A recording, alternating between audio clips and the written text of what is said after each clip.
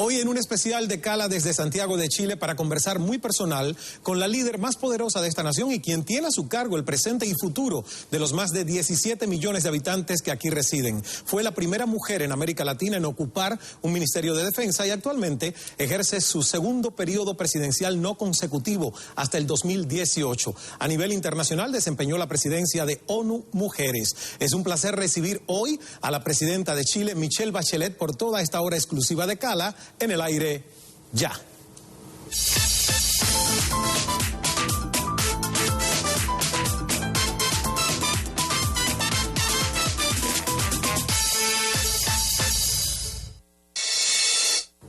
Saludos y bienvenidos a esta hora especial de Cala desde los estudios de Chilevisión, nuestra cadena hermana en Santiago de Chile. Una hora muy especial en exclusiva con la presidenta de este país, Michelle Bachelet.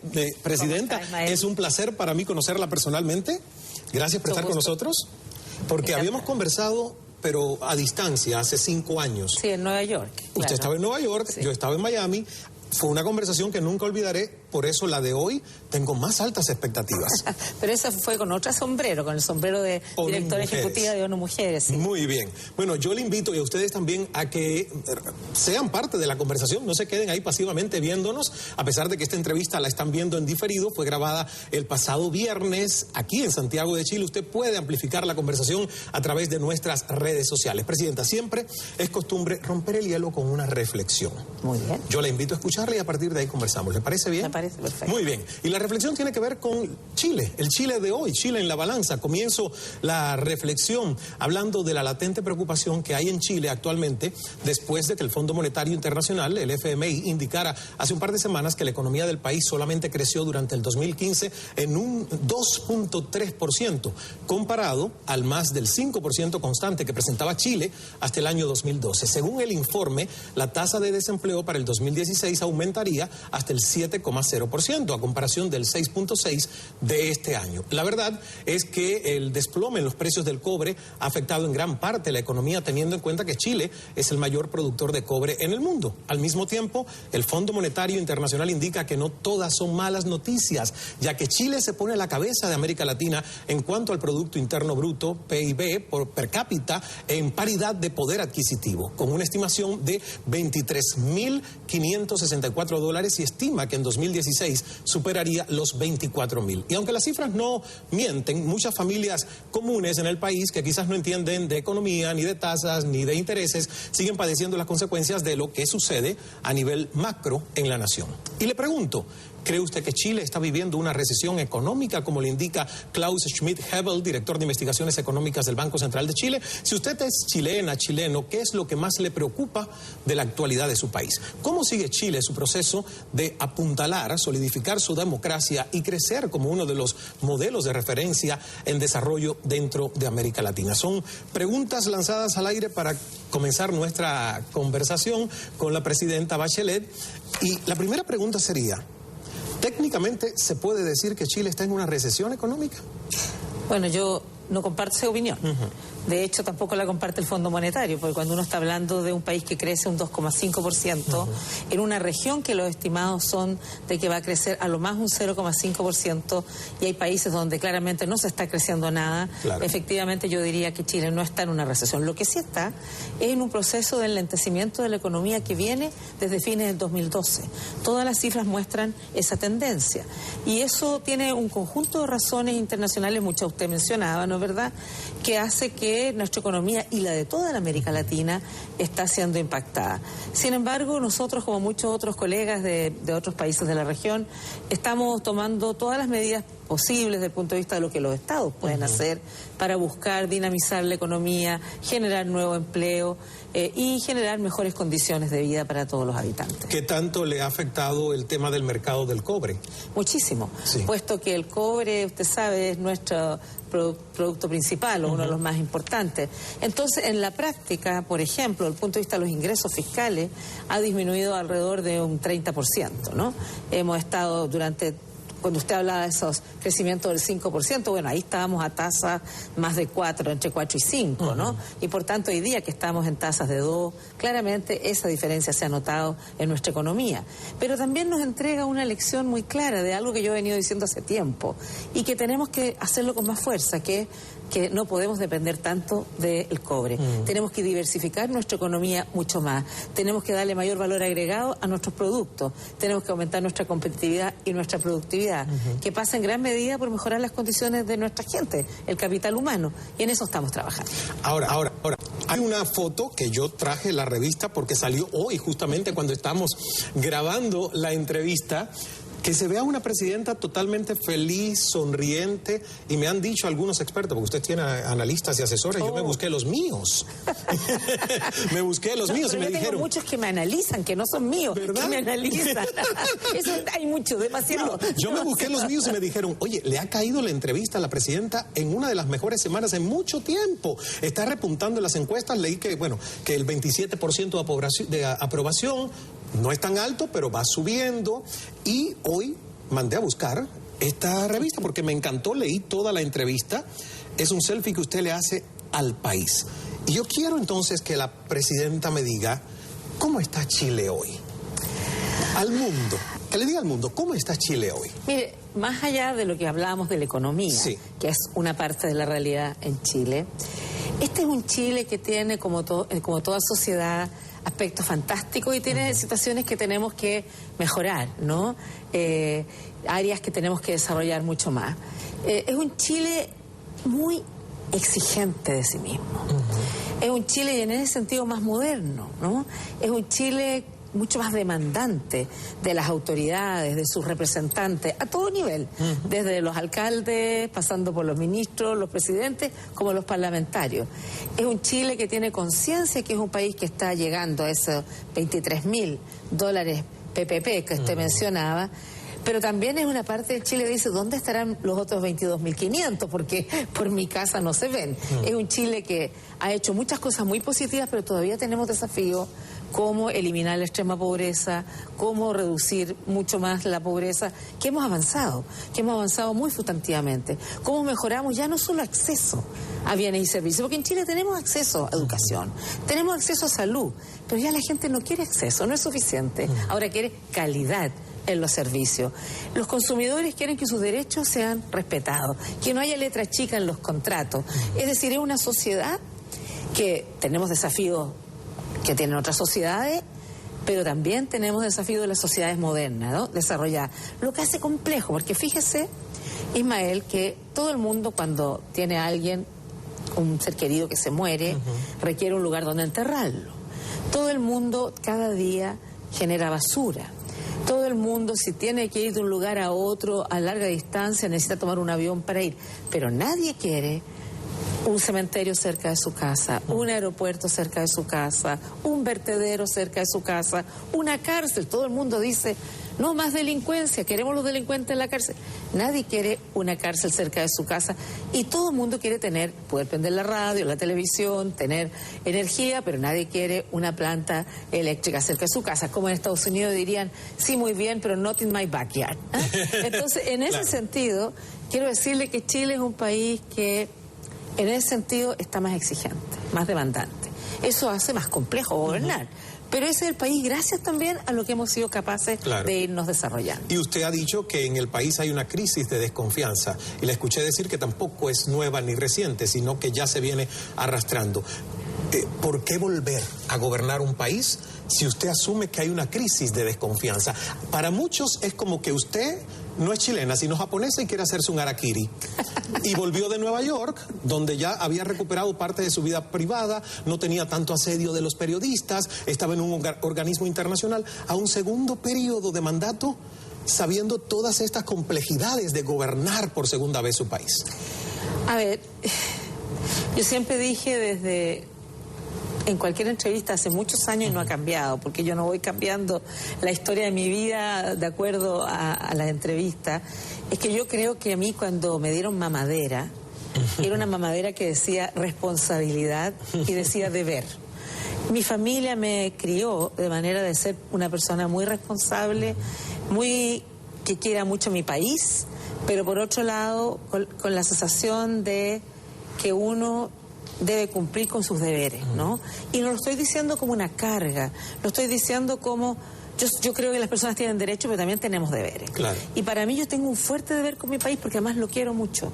Y yo creo, no le mentiría si yo tenía claro, nunca me imaginé la complejidad que me iba a encontrar, pero más allá de eso, siempre sabía dos cosas. Primero, es que el otro día lo decía mientras inaugurábamos en la Feria del Libro, un gran intelectual, un gran biólogo chileno, Humberto Maturana, decía...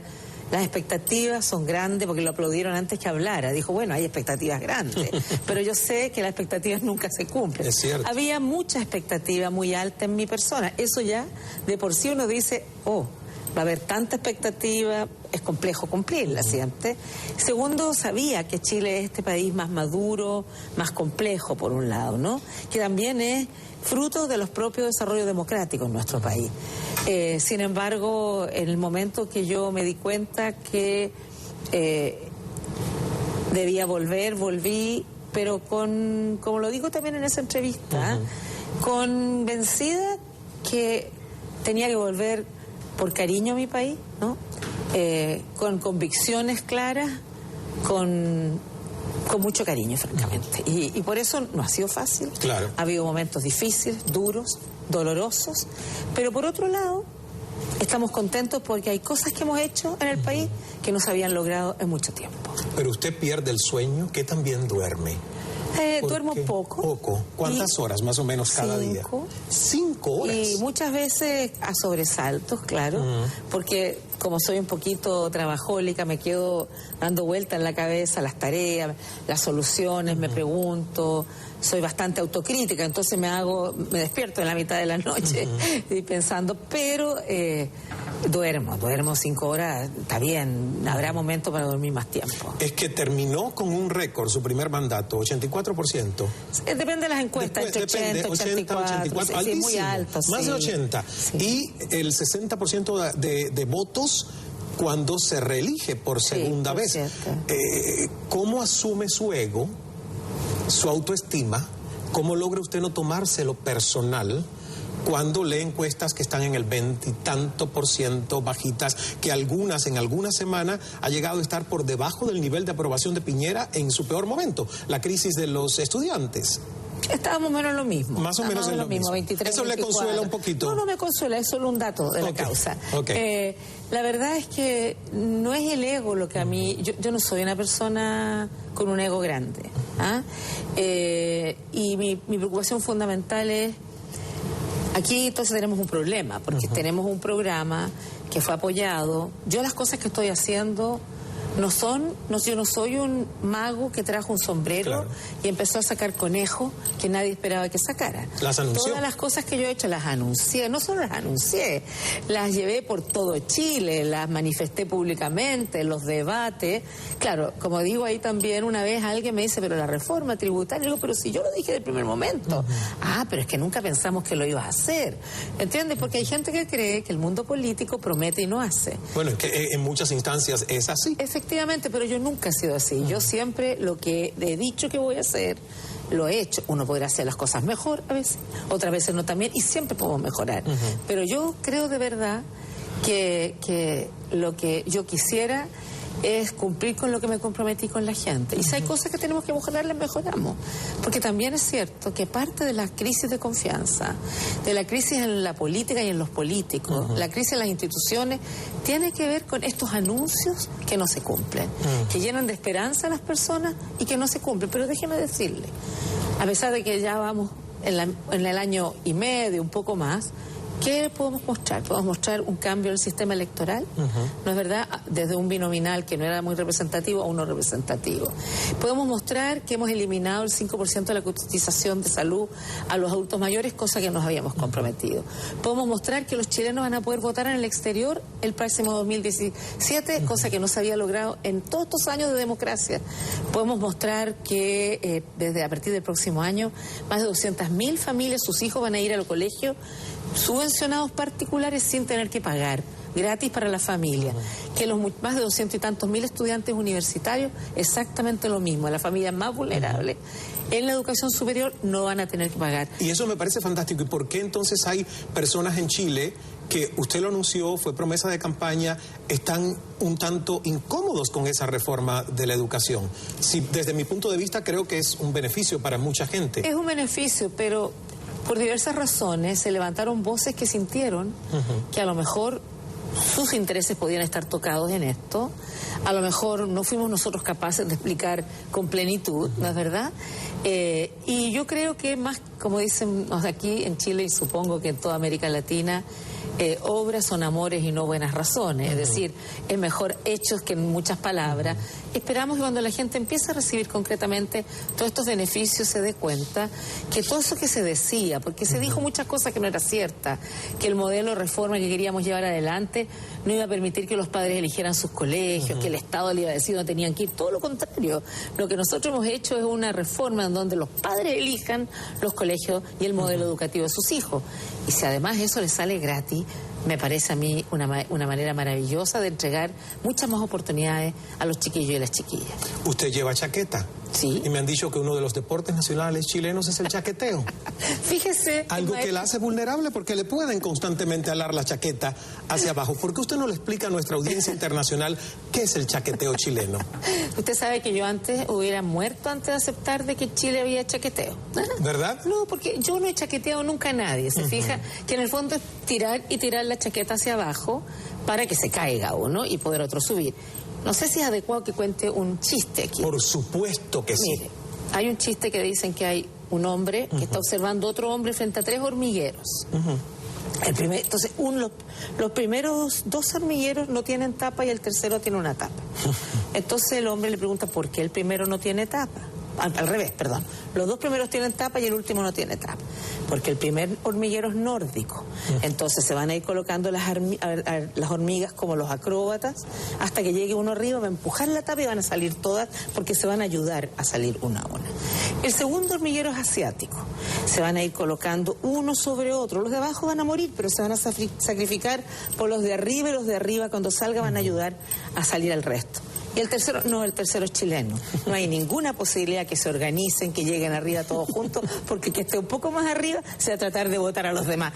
Yo no digo que sea 100% así, pero un poquito de eso hay. Pero sí hay y parte, creo que ¿no? Ese chiste, que a lo mejor lo cuentan en muchos países. Sí, hay versiones, pero sí. con cangrejos, no con las hormigas. Es primera vez que lo escucho con las hormigas. Pero sí me llama la atención y estuve preguntando de dónde viene eso. Y un señor hoy me dijo, mira, yo creo que antropológica e históricamente podemos remontarnos al pueblo mapuche, que solo aceptaba jefe cuando estaba en guerra, que no tenían jefes mientras había paz. Yo digo, puede ser una hipótesis. No lo sé, para serle franca, no tengo idea de dónde viene esto. Como lo mismo que uno se pregunta por qué esta tremenda desconfianza. Yo que soy médico digo, la crisis que estamos viviendo hoy día en confianza es lo que yo llamaría una enfermedad crónica reagudizada. Todas las encuestas hace muchos años muestran que los chilenos son desconfiados unos a otros. Por ejemplo, son desconfiados del vecino, no solo de las instituciones. Y esa falta de confianza, algunos historiadores encuentran razones. Yo no sé cuál es la verdadera razón. Lo que a mí me importa es trabajar para que podamos recuperar la confianza entre los ciudadanos, y para eso parte de las tareas que tenemos es para que nos juntemos a conversar en qué país queremos convivir, cuáles son los valores, los principios donde cómo queremos entendernos. Confianzas que se establecen cuando las élites llegan cerca de la gente, conversan sobre los temas, los escuchan y en base a eso tratan de buscar acuerdos para construir en conjunto. Vamos a hacer una primera pausa en nuestra conversación y cuando regresemos seguiremos justamente ampliando esta oportunidad, esta ventana muy personal con la presidenta de Chile, la doctora Michelle Bachelet. Yo quiero que hablemos un poco de cómo se forja el carácter de un líder y de una líder siendo mujer.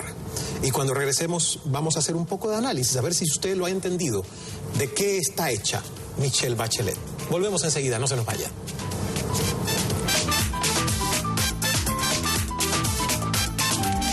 El equipo de Cala viaja por LAN, Grupo Latam Airlines.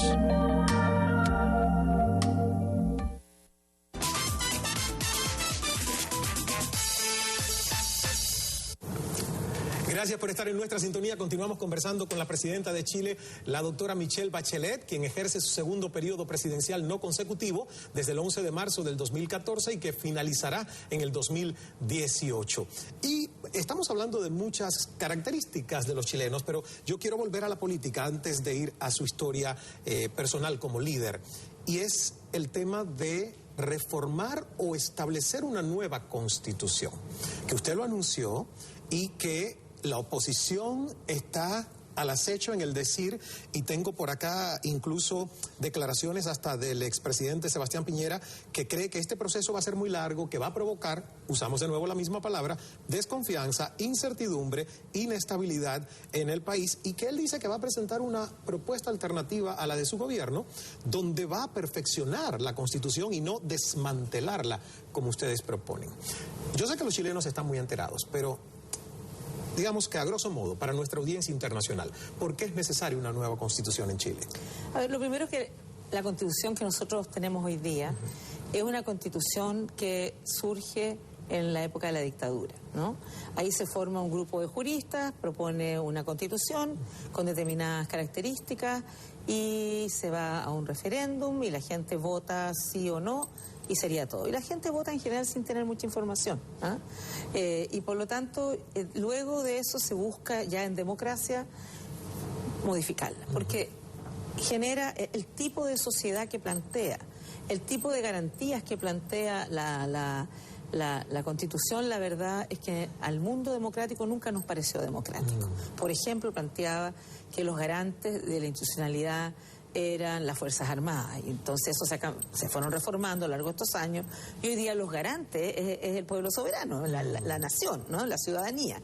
Se han ido haciendo distintas reformas, pero hay un grupo de elementos que, debido a que la propia Constitución dejó establecido ciertos quórum muy altos que son imposibles de lograr, debido a que el sistema electoral fue hecho para que las cosas, un poquito al modelo gato pardo, que las cosas cambien para que no puedan cambiar mucho, ¿no?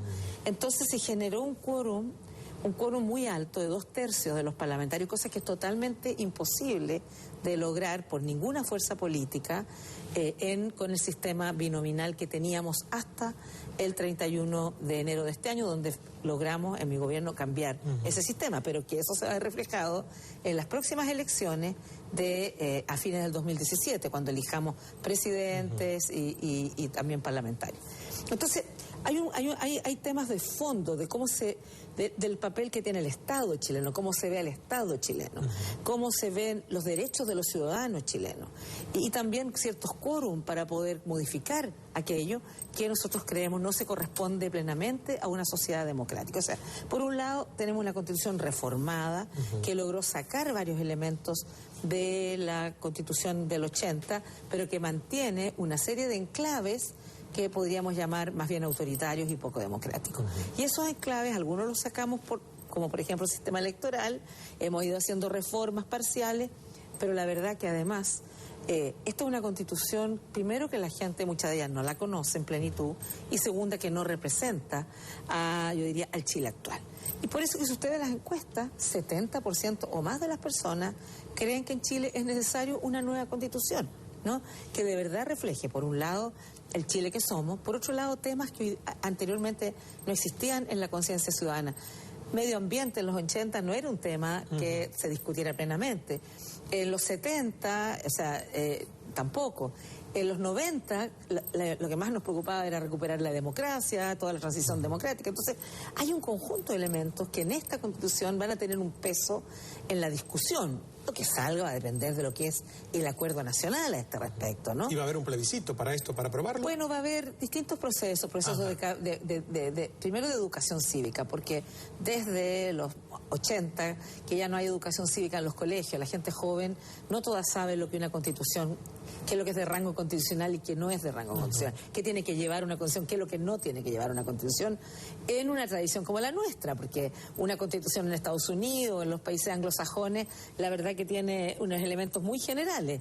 En Chile no, tiene capítulos especiales sobre cómo se relaciona el Estado, la economía, la ciudadanía, las instituciones, los valores y principios, las regiones, en fin, hay un conjunto de temáticas. Entonces yo le diría, va a haber todo un fenómeno. Como queremos que sea institucional, lo que estamos haciendo, vamos a hacer una reforma a esta Constitución actual para que el Congreso actual habilite al próximo, que va a ser bajo nueva ley, mucho más representativa, con nueva ley de partidos políticos, con nueva ley de financiamiento, donde vamos a separar definitivamente la política del dinero y de los negocios, ¿no es verdad? Es decir, en condiciones que a nuestros compatriotas les dan más tranquilidad de cómo están eligiendo y a quién van a representar, nos interesa. No estoy diciendo que el Congreso actual no sea legítimo ni represente, pero como hay tal desconfianza, esto va a ayudar a que haya más confianza en el nuevo proceso. Pero esa desconfianza tiene que ver con los polos ideológicos del país, con la izquierda, la derecha, que se le teme mucho a lo que la derecha propone, aunque los líderes de izquierda no se atrevan a verbalizar esto. Yo diría hay una mezcla de situaciones. Por ejemplo, al revés, en este caso, la oposición, que es la derecha, tiene temor de que esta discusión en el país, yo creo que las discusiones no hay que temerle a los debates, no hay que temer a los debates con las personas. Temen de que esto se lleve de manera ideologizada, que estos son los buenos y estos son los malos. Pero ellos no debieron tener ese temor, yo se lo he dicho muy explícitamente. La Constitución tiene que representar a todos. La actual no representa a todos y por eso hay que cambiarla. La nueva tiene que representar a todos y por tanto no hay que tener temor, porque las discusiones tienen que estar gente con distintas perspectivas, en las juntas vecinos, en los barrios, en los gremios, en distintos lados. Habrá gente con distintas perspectivas y podrán poner su punto de vista.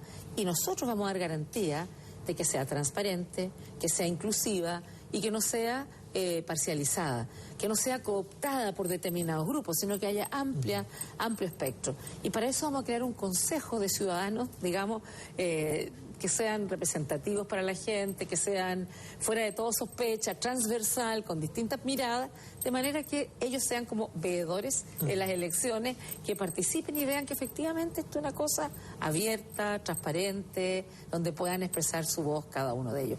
Entonces, esa va a ser una parte para que la gente diga, nosotros queremos que nuestro país, ellos no van a escribir los artículos de la Constitución, claro. Lo que van a hacer es decir sobre qué valores yo quiero mi país en 50 años más, cómo quiero convivir con los otros. Pero ahí el Parlamento va a decidir, el nuevo Parlamento, si va a conformar una comisión bicameral, vale decir, un grupo de senadores y diputados para que el resto del Senado siga haciendo sus tareas legislativas y de los parlamentarios, o un grupo mixto, Parlamento, Ciudadanía, o una asamblea constituyente, como se ha hecho en muchísimos países, desde Colombia, Túnez, en fin, un montón de países. O finalmente ellos pudieran decidir, ¿sabe qué más? Quiero que vayamos a un plebiscito y que la gente vote entre estas tres opciones. Luego, supongamos que elige Congreso bicameral o cualquiera. Se hace una nueva Constitución, se aprueba por el Congreso y luego tiene que ir un plebiscito ratificatorio, donde la gente diga si esta Constitución o no esta Constitución. Eso, la nueva Constitución, ¿reformaría de alguna manera el sistema electoral presidencial? Por ejemplo, permitiendo una reelección consecutiva que acá no es permitida. O sea, hay una parte que es como régimen político, sistema político que se puede discutir seguramente, donde ahí se podrá decir... ¿Usted qué piensa de eso? Mire, ¿le hubiera gustado poder tener 2 periodos consecutivos en vez de tener que salir, no poder terminar algunas tareas o proyectos y tener que regresar años después? Yo creo que estas discusiones no pueden ser un traje a la medida de nadie y no deben tener que ver con las personas. Tiene que la discusión es pensar cómo es el mejor sistema para Chile, en nuestra cultura política, con nuestras tradiciones, porque claro, en Chile históricamente eran 6 años de presidencia sin reelección inmediata. Luego bajaron a 4 años, sin reelección inmediata. Hubo un momento que hubo una discusión, hace 2 o 3 gobiernos atrás, donde decían 5 años sin reelección o 5 años con reelección, y al final quedó 4 años sin reelección inmediata. Yo creo que eso es algo que tienen que discutir los chilenos y las chilenas. Pero usted como presidenta doble del país, ¿cómo lo ve? ¿Qué le hubiera sido mejor, más fácil? Porque llega un líder a un país y tiene un proyecto, y usted lo vivió, y lo vuelve a vivir ahora después de un periodo de ausencia. O sea, ¿Cómo lo ve? Es más fácil, yo me imagino, por los tiempos, ¿no? un periodo de 6 años, pero yo sí comparto la opinión. 6 años sin reelección, claro, un único periodo. Pero quiero decirle que 6 años con un mal gobierno puede ser una pesadilla. Así que por eso que creo que 4 años no es una mala decisión. Claro. Ahora, si con reelección o sin reelección, la verdad que yo como no pretendo nunca más reelegirme ni nada por el estilo. Usted va para secretaria general de la ONU. No. ¿No? Eso es lo que ya más o menos... Yo no sé lo que voy a hacer en el futuro, pero lo que no voy a hacer es pretender reelegirme nunca más, porque entre otras cosas creo, como lo creía antes, pero bueno, las cosas no se dieron así, es que las democracias requieren de alternancia en el sentido de nuevos rostros. Puede ser dentro de una misma coalición, pero nuevos rostros, nuevas figuras, ideas nuevas, fuerza y energía nueva. Yo creo en eso muy fuertemente. Vamos a hacer una pausa y yo le voy a hacer una pregunta médica. He escuchado y casi que estoy convencido de que es cierto que el poder y el estrés asociado con el poder enferma. Yo sé que ya usted desmintió rumores que habían dicho hace poco de que estaba enferma y dijo que eran los ministros los que estaban enfermos, que tenían gripe. Eso todo lo leí. Pero yo le quiero preguntar desde el punto de vista médico si realmente usted siente, porque es que no puede ser de otra manera. Yo siento que tanta presión sobre un ser humano, con tantas decisiones importantes, en un momento determinado no solo le saca canas como a Obama, sino tiene que haber un quiebre de alguna manera en su salud. Y usted es médica. Entonces, cuando regresemos, quiero que me conteste. Muy bien. Vamos a la pausa, regresamos enseguida con más de esta hora muy personal con la presidenta de Chile, Michelle Bachelet, desde los estudios de Chilevisión en Santiago.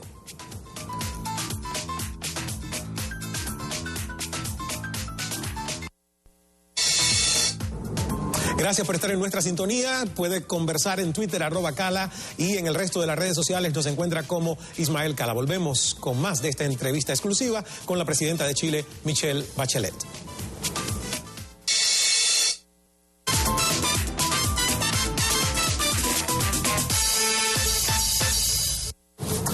Gracias por estar de regreso con nosotros una vez más aquí en Santiago de Chile, una hora en exclusiva con nuestra invitada especial, la presidenta Michelle Bachelet. Ejerce su segundo periodo presidencial no consecutivo y en el 2002 se convirtió en la primera mujer de toda América Latina en ser ministra de Defensa. Yo creo que además algo de verdad muy especial para usted, siendo hija de un general de la Fuerza Aérea de Chile. ¿Cómo recuerda ese momento? Bueno, fue un momento muy importante. Por un lado, porque yo había estudiado temas de defensa, pensando de que en Chile había una falta de interlocución entre el mundo político y el mundo militar. Jamás en esa época me hubiera imaginado que iba a ser ministra o presidenta de la República. Por tanto, yo decía, los militares entienden desde la lógica del poder. Yo no tengo poder alguno, mi único poder es el del conocimiento. Voy a estudiar de defensa para poder tener opinión, conversar con ellos, ser una contraparte, ¿no? Entonces me puse a estudiar, me gané la beca, me fui a Estados Unidos por un año a estudiar a Fort McNair, Defensa Continental, volví y del Ministerio de Salud me pasé al Ministerio de Defensa, donde me puse a trabajar, trabajé en el proyecto de defensa del presidente, del candidato Ricardo Lagos entonces, él me nombró ministra de Salud y luego al cabo de 2 años me nombró ministra de Defensa. Y fue una experiencia muy importante y para mí la más importante era en un sector que yo conocía, no era yo una desconocida del sector, convencida además que la defensa es una función esencial del Estado, ¿no? Por sí misma, de hacerlo lo mejor posible, ¿no? Y por tanto, yo alguna vez me pregunté, debo decirle con franqueza, mi padre era un hombre maravilloso, pero yo no sabía si a la edad, él murió a los 50 años, en esa época imaginar siquiera una mujer ministra de Defensa era algo impensable. Entonces yo no sabía si él hubiera estado muy orgulloso o no. Pero me encontré con un compañero de curso de él que me dijo, no, tu padre era un hombre muy avanzado para la época, él habría estado muy orgulloso de haberla visto usted como ministra de Defensa. Para hablar nosotros necesitaríamos 5 horas, porque se me van a quedar tantas cosas, porque es una vida fascinante y sobre todo cuando uno puede ver cómo alguien se va forjando. Por ejemplo, el paso en el gobierno de Ricardo Lagos del Ministerio de Salud hacia el Ministerio de Defensa. A usted le dieron una tarea, le dieron un plazo, una fecha límite y la traspasaron de un ministerio al otro. ¿Cómo fue? ¿Fue eso un momento que usted vio como un fracaso? ¿Cómo lo asumió? No, yo cumplí bien la meta planteada, ¿no? O sea, yo le dije al presidente Lagos cuando él me dijo, yo necesito que tú me disminuyas las colas en 100%, le dije, no lo va a lograr. El que le dijo que era posible se equivocó, porque hay consultorios que están hechos para 20.000 personas y se están atendiendo 50.000 personas. La única posibilidad es cola, y en 3 meses, en 90 días, no se puede construir algo así, pero voy a hacer todo lo posible. Y yo le voy a decir entonces cumplimos con un 82%. El día antes fui a su casa, le dije, presidente, 82%, aquí está mi renuncia. Él me dijo, pero por el contrario, has hecho una cosa maravillosa que no se había hecho en años, quiero seguir contigo para adelante. Pero él sabía de mi interés por la defensa. Yo continué un año más, un año y medio más como ministra de Salud.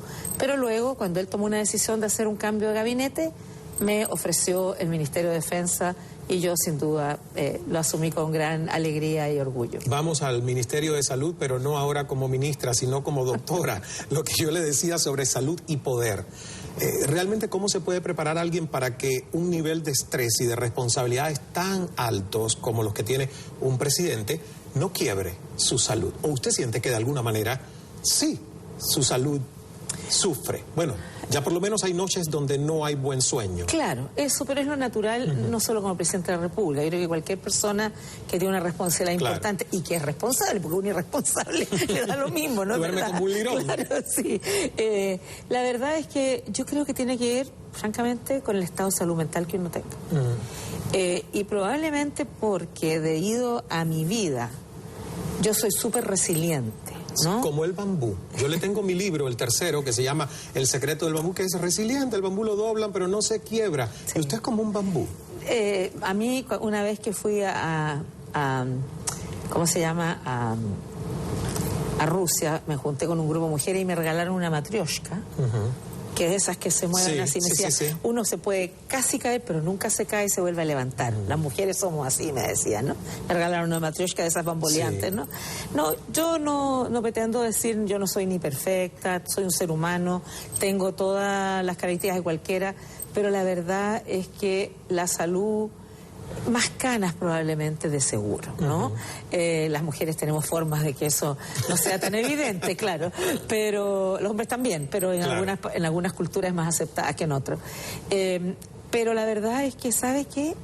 Está en la energía que uno le da, que a mí me da, el contacto con las personas, ver que las cosas avanzan. Y por otro lado, saber que en una sociedad, yo no soy una ingenua. Yo sé que si estamos discutiendo de una reforma tributaria, va a haber sectores que nunca van a estar de acuerdo y otros sectores que siempre van a estar de acuerdo. Si estamos hablando, o sea, cada decisión que uno toma puede tocar el interés de alguien que va a hacer todo lo posible para que uno no lo haga. Y cuando uno lo hace es porque piensa que le hace bien al país. Entonces, la verdad es que lo primero es que uno no tiene que tomárselo como algo personal.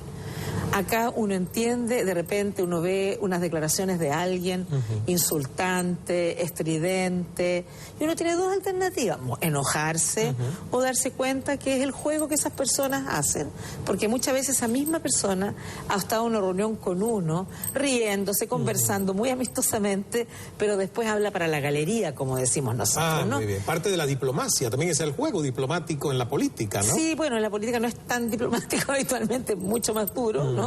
Sin embargo, yo le quiero decir, uno entiende que es así.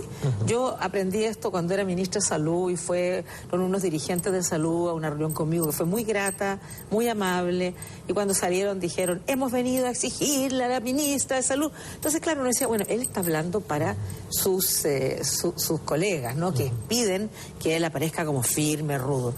Yo le diría, yo creo que hay cosas que molestan, sin duda, hay cosas que duelen incluso, pero es tanta la importancia de la labor que uno tiene, la responsabilidad, que uno sigue adelante con fuerza, con energía.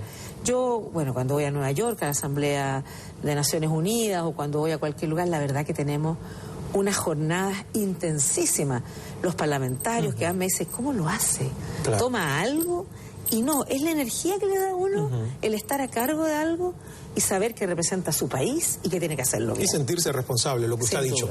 Nos queda poco tiempo y tengo todavía mucho que hablar, pero hago una pausa porque nos vamos a los compromisos comerciales y regresamos con más de esta conversación en exclusiva con la presidenta de Chile, Michelle Bachelet. Ya volvemos.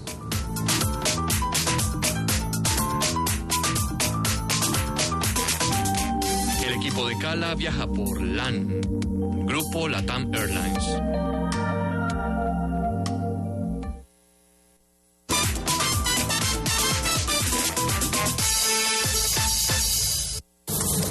Gracias por estar de regreso con nosotros. Estamos conversando con la presidenta de los chilenos, la doctora Michelle Bachelet, electa por segunda vez como mandataria y que está en su puesto hasta el 2018. Bueno, le decía fuera de cámaras que en estos dos segmentitos cortos vamos a hablar de Michelle Bachelet, madre, abuela, persona, no líder, no la presidenta. Y trascendió las fronteras del país el escándalo donde está involucrado su hijo, Sebastián, con su nuera, por uso de información confidencial y tráfico de influencias en la compra de un terreno rural que era para inmobiliario y del que obtuvieron una ganancia de más de 4 millones de dólares. Mi pregunta, usted ya se refirió al tema y dijo que le dolió mucho. De hecho, oí que dijo que también fue una imprudencia de él asistir a esa reunión con el banco. Mi pregunta ¿es eso o Michelle Bachelet realmente se enojó como madre con su hijo y sintió que fue hasta cierta medida una traición de confianza? Lo primero, Ismael, que todo lo que usted describe no es claro que sea así. Claro. Es decir, hay un proceso que se está investigando y ahí vamos a saber cuánto de aquello que se dijo es efectivamente cierto y cuánto no. Por lo tanto, yo no me puedo pronunciar a ese respecto porque eso está en la justicia y mi criterio ha sido uno solamente. Toda la colaboración con la justicia, toda la transparencia, ¿no es verdad? Y dejar toda la independencia para que hagan lo que corresponda, ¿no? Entonces, la verdad es que yo lo que espero es conocer el resultado de lo que la justicia determine en este sentido. Claro. Y yo creo que eso es algo importante en Chile, porque más allá de los resultados que existan y que obviamente desconozco, este es un país donde no hay privilegiados. Si hay alguna situación de denuncia, aunque no esté claro si es así o no, digamos si es efectiva la denuncia, se investiga, sea quien sea. Y yo creo que eso es un gran valor para nuestro país. Pero yo digo, la madre, no la presidenta, cuando escucha todas estas noticias, que además estaba fuera de la capital, ¿verdad? Y usted dijo, me enteré por la prensa a pedazos, a retazos. Claro. Yo digo, la madre, después de esto, sea verdad o sea mentira, yo siento que estos hechos han puesto a Michelle Bachelet, la presidenta, en la posición en la que usted ha vivido en los últimos Sin duda, meses. pero primero que le quiero decir es que todo esto pasó antes de ser presidenta yo de la República, todo esto que se está investigando, ¿no es verdad? Y antes de que él fuera funcionario público, así que no hay ahí conflicto de interés ni nada, pero yo de verdad le quiero decir, es doloroso para la familia, sobre todo porque además aquí ha habido opiniones, juicios paralelos de opinión pública sin que todavía sepamos la verdad. Yo quiero, en este sentido, decir, esperemos que la justicia haga transparentemente su tarea. Ha sido muy doloroso, pero yo confío, Chile tiene una justicia que ha demostrado que sea quien sea, se investiga hasta las últimas consecuencias. Y esperaremos el resultado del proceso. ¿Qué hace usted un domingo? Cuando no hay actividades. Sí, todos los domingos tiene actividades. No todos, pero un domingo libre. Un domingo libre. Bueno, trato de juntarme con la familia y cocinar para ellos. ¿Cocina? Sí, me encanta cocinar. ¿Qué cocina? Bueno, no soy una chef. ¿Pero hace locos, por ejemplo? Sí, por supuesto, locos. Los probé, me encantan los locos. De locos con ostiones y camarones. Hago, muchas cosas al wok.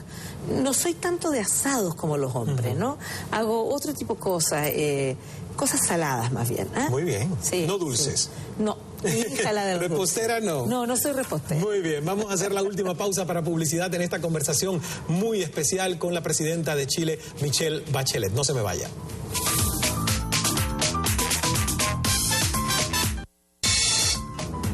En breve regresamos con el final de nuestra hora en exclusiva con la presidenta de Chile, Michelle Bachelet, la oportunidad para que ella nos dé nuestra acostumbrada última palabra, una reflexión de término de hora. Ya volvemos. Gracias por estar en nuestra sintonía, llegando prácticamente al final de esta conversación con la presidenta de Chile, Michelle Bachelet. Yo tengo que agradecerle enormemente que nos haya concedido esta entrevista en medio de su agitadísima agenda. Sé que de aquí va para otra reunión, ha estado en estos días en la inauguración de Feria del Libro. En fin, miles de compromisos. Y aquí está lo que yo le prometí, que es el secreto del bambú. La resiliencia que he tenido que desarrollar también en lo personal. Para uno crecer. Sin duda. Y elevarse. Última palabra, presidenta, no más preguntas. El minuto final es suyo, lo que usted quiera decirle a nuestra audiencia. Chile ha vivido este año momentos difíciles en la economía, en la política, pero lo importante Así como yo decía que en este país la justicia no está, nadie está por sobre la justicia, estamos desarrollando una agenda contra la corrupción, por la probidad, por la transparencia. Es decir, si detectamos problemas, los resolvemos. Y mi última palabra es: Chile quiere mucho a la América Latina. Queremos ser parte integrante, queremos ser muy buenos compañeros, queremos que a todos nos vaya bien. Y en ese sentido seguiremos trabajando en las distintas instancias, UNASUR, CELAC, ¿no es verdad?, OEA, Naciones Unidas, para que a todos los habitantes de nuestra región puedan tener una vida con bienestar y con la dignidad y respeto que se merece. Muchas gracias. Nos quedan segunditos. Cuando termine su término presidencial, ¿las vacaciones qué tan largas van a ser que usted dice que se va de vacaciones acá en Caras? Mire, yo siempre digo esas cosas y después termino trabajando, pero ¿Va a aceptar Secretaría General de la ONU? No, mire, no corresponden los tiempos. No corresponden todavía. No se puede anticipar. No corresponden los tiempos. Mi gobierno termina en marzo del 2018 y en el 2017 debe elegirse el secretario general. A lo mejor cambian la constitución de la ONU. No creo. Gracias, hay presidenta. Mucha gente muy capaz. Muchas gracias, presidenta. Un placer. El secreto del buen hablar es saber escuchar. Hasta la próxima. Yo la voy a ver como secretaria general de la ONU. Lo sé.